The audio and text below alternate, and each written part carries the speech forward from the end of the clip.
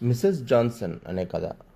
William Deen Howells రాసిన ఈ కథానాయకుడు తన ఇంటి పనుల కోసం ఒక సమర్థురాలైన వ్యక్తి కోసం వెతుకుతూ ఉంటే మిసెస్ జాన్సన్ అనే వృద్ధురాలు వచ్చి వారింటికి పనికి వస్తుంది.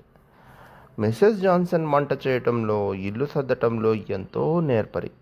ఆమె క్రమశిక్షణ చూసి యజమాని కుటుంబం ఆశ్చర్యపోతుంది. ఆమె కేవలం పని మనిషిలా కాకుండా ఆ ఇంటికి ఒక పెద్ద దిక్కులా కూడా కనిపిస్తుంది. యజమాని కుటుంబం ఆమె పట్ల గౌరవం ఉన్నప్పటికీ ఆమె నల్లజాతీయురాలైనందువల్ల సామాజిక పరిస్థితుల వల్ల ఆమె ఆమెకు వాళ్ళకి మధ్య ఒక అదృశ్యమైన గోడ అనేది ఉంటూ ఉంటుంది. ఆమె అలవాట్లు, మాట్లాడే తీరు పట్ల వారు కొంత కుతూహలాన్ని ప్రదర్శిస్తూ ఉంటారు.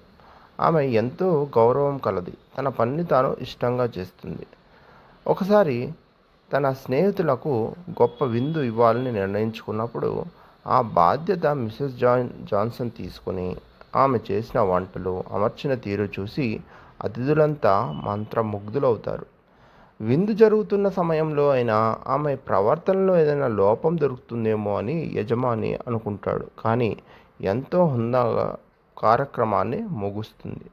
ఒకరోజు మిసెస్ జాన్సన్ ఎటువంటి ముందస్తు సమాచారం లేకుండా పని మానేయాలని నిర్ణయించుకుంటుంది.